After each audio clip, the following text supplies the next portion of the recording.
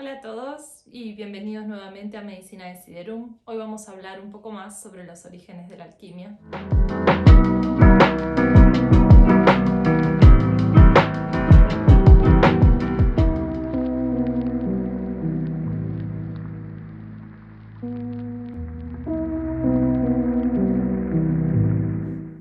Hola magos y magas, bienvenidos una vez más a Medicina Deciderum. Les doy la bienvenida a este nuevo video. Hoy vamos a hablar un poco más sobre lo que es la historia de la alquimia que habíamos comenzado en el anterior video, en el Antiguo Egipto. Lo que quiero contarles es que esta introducción es una parte clave de lo que es mi formación anual en alquimia vegetal que estoy compartiendo en mi web www.medicinadeciderum.com.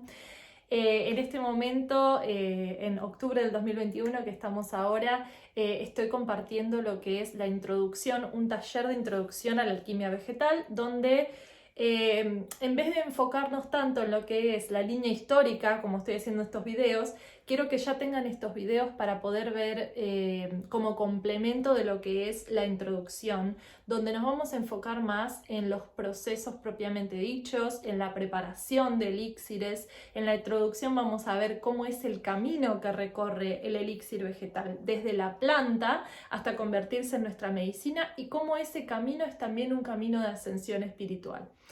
Cómo podemos hacer un paralelo desde la raíz hasta la copa o desde la raíz hasta la corona del viaje que va a ser nuestra planta elegida o cualquier planta que elijamos con nosotros para verdaderamente convertirse en un elixir alquímico y no en una preparación de fitomedicina, ¿sí?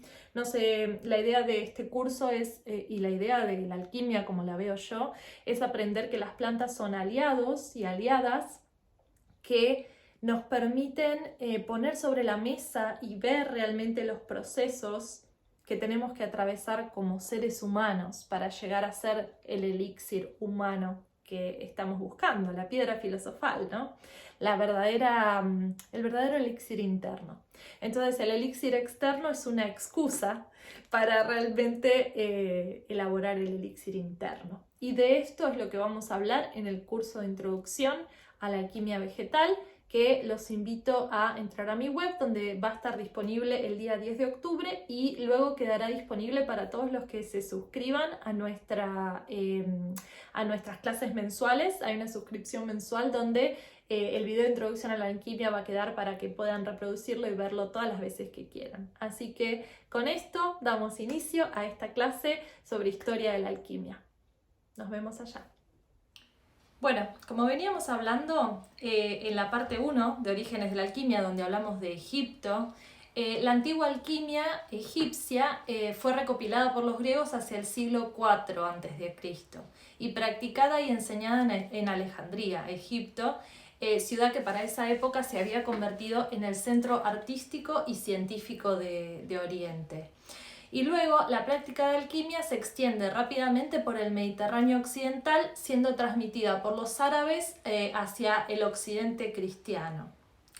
El arte sagrado de los metales estaba, como hablábamos, en manos de los sacerdotes egipcios.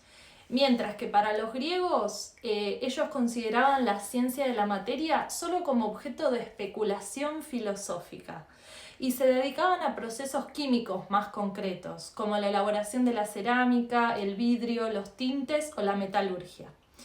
Es así como empieza a surgir la alquimia separada de la química, donde la primera se convierte en un camino de búsqueda filosófica y espiritual, perdiendo tras los siglos su contraparte material, que pasa a la segunda, a la química, con el objetivo más utilitarista de generar productos utilizados para la vida cotidiana. Aquí tenemos uno de los más importantes eventos que han separado a la espiritualidad del cuerpo y eventualmente a Dios del hombre. Así que es importante que esto lo vayamos teniendo en cuenta. Tengamos en cuenta esta separación y recordemos para los estudios que provendrán más adelante. Vamos a hablar un poco sobre la famosa búsqueda del oro de los alquimistas. ¿Qué es esto? ¿Qué es esto de la búsqueda del oro? El conocimiento alquímico en principio, en su origen, no estaba al alcance de cualquiera, antiguamente, como dijimos, sino solo de los elegidos, de los iniciados y de los que estudiaban. El alquimista, para obtener la transmutación de los metales, debía no solo realizar determinadas prácticas de laboratorio, sino además adquirir el conocimiento necesario a través de la iluminación. Entonces aquí tomamos la metáfora del oro, como contraparte del estado de iluminación perfecto e incorruptible del ser, ¿sí? El metal más perfecto que conocemos en la Tierra como referencia, como espejo del estado supremo de conciencia. Y una vez alcanzado ese estado, le estaba prohibido al alquimista revelar los secretos bajo pena de muerte por envenenamiento. El veneno utilizado era el cianuro, por lo que a este castigo se le llamaba la pena del melocotonero. ¿Por qué? Porque el cianuro se obtenía de la destilación de los carozos del melocotón. Este secretismo se refleja hoy en día cuando estudiamos la alquimia, ¿no? Cuando vemos los libros, en su lenguaje plagado de símbolos y metáforas, en un vocabulario que se fue haciendo cada vez más oscuro para impedir a los no iniciados el acceso a las técnicas alquímicas, sobre todo en lo referido a la conversión de metales en oro. Sabemos que hubo a lo largo de la historia de la alquimia muchas prohibiciones de reyes, de monarcas, sobre la fabricación de oro, y de esto vamos a hablar más adelante. Entonces, los alquimistas empleaban tanto signos muy próximos a los jeroglíficos egipcios como también números o letras con combinaciones místicas. Por ejemplo, la palabra abracadabra, escrita en una forma determinada, tenía valor de amuleto contra las enfermedades. Así también, los números jugaban un papel importante, según las doctrinas pitagóricas. Los números místicos eran el 2 de los dualismos, el 4 de los 4 elementos, el 3 de la Trinidad, vida, materia e inteligencia. Los otros números impares, es decir, el 5, el 7, el 9, siendo este último además el cuadrado de 3, y el 15, suma de los 3 primeros números impares, 3 más 5 más 7. Es interesante el ejemplo del 7. 7 eran los metales conocidos y sus planetas respectivos, lo que les lleva a los romanos a adoptar la medida de los antiguos mesopotámicos y dividir el tiempo en espacios de 7 días, que llaman semana, de la palabra latina septimana. De acá sale nuestro concepto moderno de la semana de 7 días, dando a cada día el nombre de uno de los 7 planetas. Esto lo van a poder ver en una mayor explicación en el video de introducción a la astrología, que les voy a dejar por aquí o por aquí arriba. En este video van a poder ver un poquito más los símbolos de los elementos, los símbolos de los planetas. Los antiguos alquimistas también acudían a animales y plantas para hacer representaciones alegóricas de los procesos que atravesaban los metales y minerales y los vegetales en sus laboratorios. Por ejemplo, el león amarillo era símbolo de los sulfuros amarillos, el águila negra de los sulfuros negros. Los colores de algunos de estos seres vivos tenían una gran simbología, sobre todo el color amarillo, que representaba el oro y el sol. Las plantas con flores o raíces amarillas, animales como la salamandra, por las manchas amarillas en su cabeza, eran símbolos importantes de la alquimia. Por otra parte, aparecen otros símbolos que representan el modo en que los alquimistas concebían el mundo como una unidad, estando en perfecta armonía el individuo, microcosmos, con el universo o el orden superior, el macrocosmos. Esta idea básica de la unidad fundamental de la materia está representada en la frase "todo es uno", simbolizada a su vez por el Ouroboros o serpiente que se muerde la cola. Entonces, todos estos son distintos símbolos que vamos a encontrar cuando empecemos a investigar libros alquímicos, porque sé que muchos de ustedes leen y miran libros antiguos de alquimia, y bueno, a través de la visita a todos los simbolismos de la alquimia podemos no solo empezar a comprender la concepción alquimista de la creación, sino además invocar a estos arcanos en nuestra práctica y a nuestro laboratorio, ya que sabemos que el símbolo trae la energía directa y es aquello que representa. Entonces, de esta manera, manejando símbolos en nuestro laboratorio, podemos atraer fuerzas poderosas del universo para energizar nuestras medicinas y elixires Así que no desestimen el trabajo con las imágenes y los símbolos, ¿sí? Porque podemos imprimir ese símbolo en nuestras medicinas y llamar a colaboración a energías poderosas. Volviendo un poquitito a la historia ahora, a Alejandría, en aquellos momentos se dan una serie de circunstancias que favorecen el desarrollo de la alquimia. Convergen la filosofía griega y las filosofías orientales, la astrología y el gnosticismo, unido todo ello a la magia, a la mística y al hermetismo, que esto ya lo habíamos hablado, que provenía de las enseñanzas de Hermes Trismegisto. A lo cual hay que añadir después el cristianismo, que poquito a poquito fue tomando algunas mordiditas de todo este misticismo. Y este conjunto de ideas y doctrinas converge a su vez con el saber práctico en alquimia aplicada, en que los artesanos egipcios, como ya hablamos, ya eran muy diestros. Las fuentes de información más importantes son los testimonios de los alquimistas griegos, de los cuales apenas conservamos unos pocos. Se cree que estos textos fragmentados se hallaban en realidad recopilados en un manuscrito original, que se ha perdido, del que se hicieron después una serie de copias. La más antigua fuente, al menos en lo que se conoce hasta el momento, fue escrita entre los siglos X y XI después de Cristo. Se trata del manuscrito Marcianus 299, de la Biblioteca de San Marcos de Venecia, por eso Marciano. Marcianus. Otros dos importantes manuscritos de la alquimia griega, que ya son copias posteriores de los siglos XIII y XV después de Cristo, se encuentran en la Biblioteca Nacional de París, llamados por eso parisianos. Así que si tienen la oportunidad de visitar estos antiguos textos y verlos en su reproducción, es muy interesante.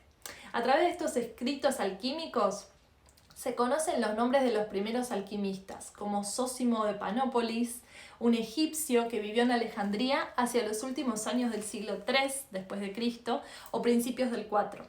Resulta que él es el alquimista más antiguo e importante que escribió una especie de enciclopedia alquímica, denominada Keirokmeta. Esta estaba presentada en forma de cartas a su hermana Teosobia, donde hace mención, entre otros temas, a muchas recetas y técnicas de laboratorio.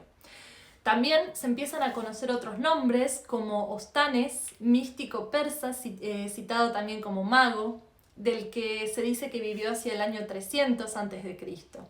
Parece que combinó la astrología con las doctrinas de Zoroastro, con su magia y dualismos del bien y el mal, la luz y la oscuridad, ideas que se extenderían por Babilonia, donde tomaron un gran arraigo. También tenemos a Hermes Trismegisto, como ya lo habíamos mencionado en el video anterior, considerado el padre de la alquimia y de la astrología. Aunque se afirmaba que vivió alrededor del 150 a.C., muy probablemente es tan solo una figura legendaria que no se sabe muy bien su origen. A él se le atribuye la autoría de los libros llamados herméticos, recopilados principalmente en Egipto hacia el siglo II a.C. Después tenemos también a Posidonio, aproximadamente del 135 al 50 a.C., original de Siria, un gran filósofo estoico al que se le debería después la fusión de la filosofía griega con la magia y la astrología orientales.